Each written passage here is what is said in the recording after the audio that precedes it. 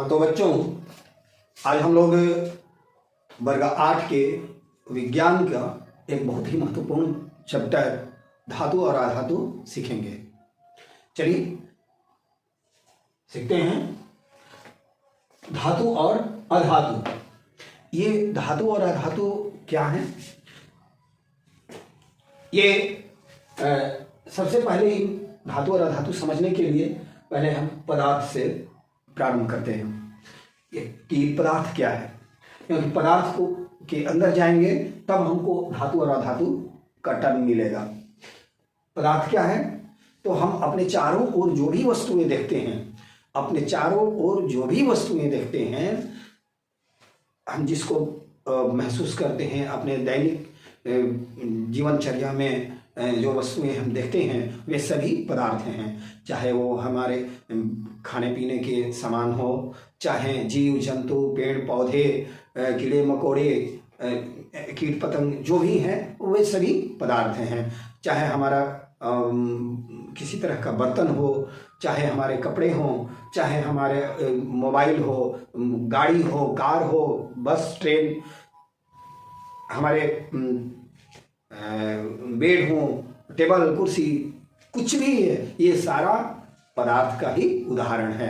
अर्थात हम कहेंगे कि वे प्रकृति में विद्यमान वे सभी चीजें जो स्थान घेरती हैं, जिसमें कुछ भार होता है, जिसे हम छू सकते हैं, टच कर सकते हैं, ये सभी पदार्थ, ये सभी वस्तुएं, सभी चीज पदार्थ ही हैं, पदार्थ से ही बनी है। अब हम बात करते हैं कि पदार्थ, जब सारा चीज पदार्थ ही है तो उनको हम कैसे अध्ययन करें, उसका वर्गीकरण कैसे किया गया है, ताकि हमारा धातु अधातु कहाँ से उसका जन्म हुआ। तो देखिए, पदार्थ का वर्गीकरण पहले हम दो वर्गों में करते हैं। एक कहते हैं शुद्ध पदार्थ,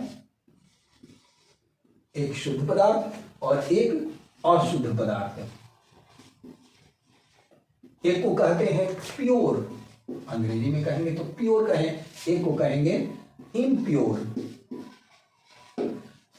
प्योर सब्सटेंस क्या है और इम्प्योर सब्सटेंस क्या है? प्योर सब्सटेंस जैसा कि हम नाम से ही लग रहा है कि ये बिल्कुल शुद्ध है, एक ही तरह के कणों से ये बना होता है, और अगर इनको खंडित किया जाए, इनका मौलिक कण जो मिलेगा वो एक ही तरह का कण मिलेगा, और अशुद्ध में भिन्न भिन्न प्रकार के मिलेंगे।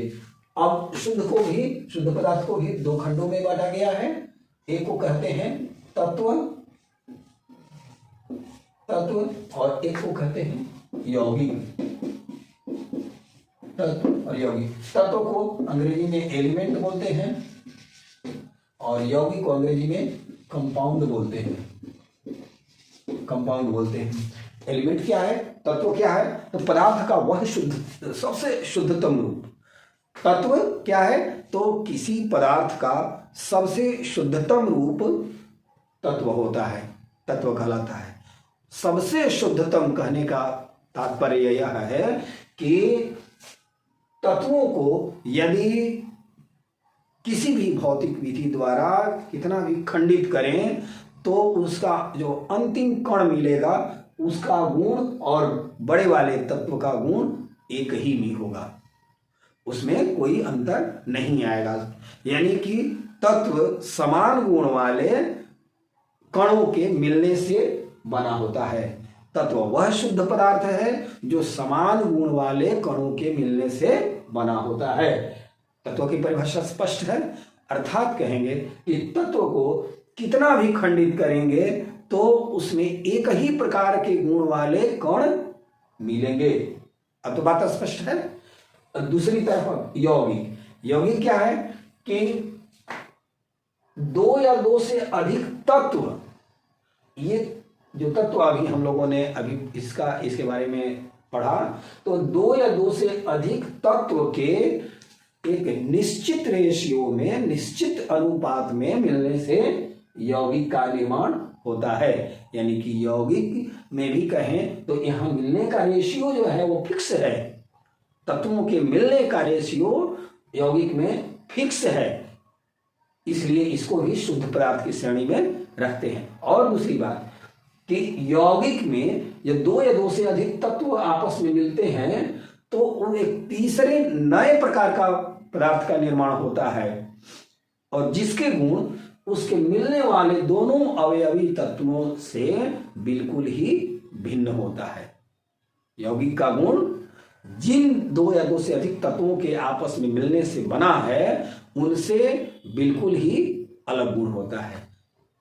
इसलिए हम लोग अगर यौगिक को खंडित करेंगे तो उसका जो मौलिक गुण होगा, मौलिक कण होगा, उसका गुण और पूरे बड़े वाले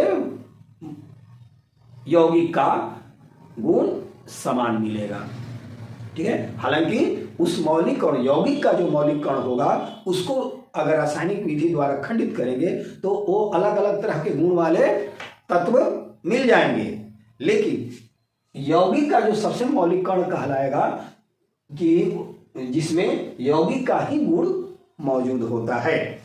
तो इस तरह से हम लोग तत्व और यौगिक में बंटवारा किए।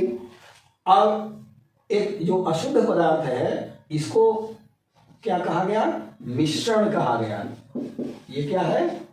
मिश्रण, जिसको कि अंग्रेजी में हम मिक्सचर कहते हैं। मिक्सचर, मिक्सचर क्या है?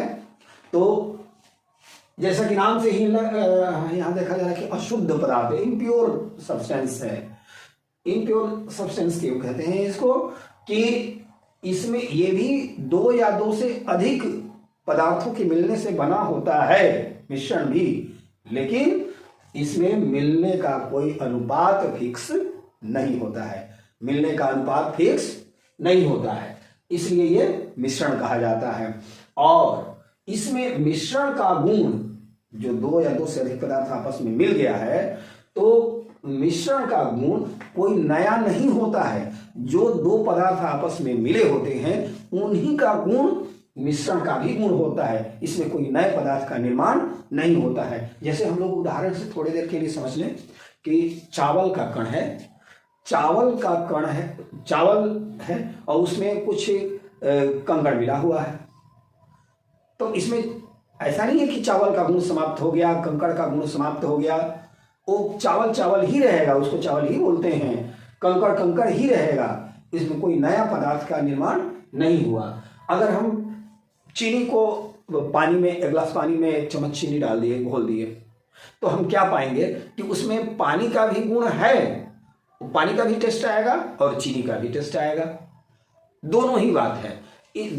गुण किसी का समाप्त नहीं हुआ, अर्थात कोई नए पदार्थ का, कोई नए रासायनिक पदार्थ का निर्माण इसमें नहीं होता है, इसलिए इसको मिश्रण बोलते हैं।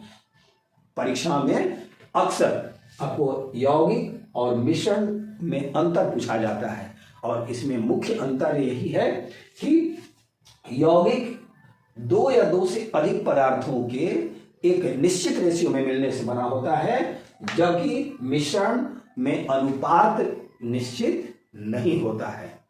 किसी भी रेशियो में कोई कैसे भी मिला दिए वो मिश्रण हो गया, पहला अंतर। दूसरा अंतर है कि यौगिक का गुण इसके अवयवी तत्वों के गुणों से बिल्कुल अलग होता है। यौगिक का गुण इसके अवयवी तत्वों के गुणों से बिल्कुल अलग होता है, जबकि मिश्रण का गुण उसके अवयवी तत्वों के गुणों से अलग नहीं होता है। यानी कि वही गुण, मिश्रण का भी गुण वही होता है जो उसका जो तत्व मिलकर मिश्रण तैयार हुए हैं उनका भी जो गुण रहता है, मिश्रण का भी वही गुण होता है। इसमें कोई नया पदार्थ का निर्माण नहीं होता है। यौगिक में कहते हैं कि एक नया पदार्थ का निर्माण होता है, जबकि मिश्रण में कोई नया पदार्थ का निर्माण नहीं होता है। तो इस तरह से हम लोग तीन मुख्य अंतर हम लोगों ने यहाँ देखा। अब तत्व यौगिक मिश्रण के बाद अब हम तत्व का वर्गीकरण करते हैं, और तब हम अपने चैप्टर के मूल पाठ पर पहुंचते हैं। तत्व का वर्गीकरण हम करते हैं दो आधार पर, एक होता है धातु और एक है अधातु। जैसा कि पहले हमने बताया कि तत्व पदार्थ के सबसे शुद्धतम रूप होते हैं। तत्व क्या है? हमारे प्रकृति में जितने भी पदार्थ पाए जाते हैं तो उनमें सबसे शुद्धतम रूप है तत्व का। और उन तत्वों को दो श्रेणियों में बांटा जा सकता है। हालांकि कुछ ऐसे भी तत्व मिलेंगे जिनका गुण धातु से भी मिलता है और अधातु से भी मिलता है। कुछ गुण धातु से मिलता है, कुछ गुण अधातु से मिलता है। इसलिए वैसे कुछ तत्वों को उपधातु का नाम दे देते हैं।